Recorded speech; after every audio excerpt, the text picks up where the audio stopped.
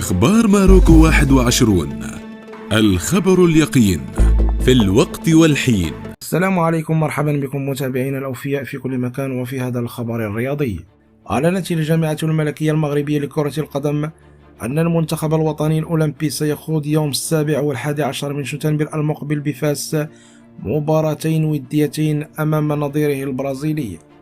وذكرت الجامعة في بلاغ أن المباراتين اللتين سيحتضنهما المركب الرياضي بفاس انطلاقا من الساعة 8 مساء تندرجان في إطار استعدادات المنتخب الوطني للألعاب الأولمبية التي ستحتضنها العاصمة الفرنسية باريس صيف 2024.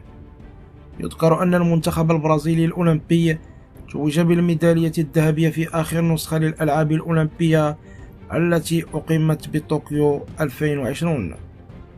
بالتوفيق للمنتخب الوطني المغربي. في نهاية هذا الخبر لا تنسوا الاشتراك في قناة أخبار ماروك 21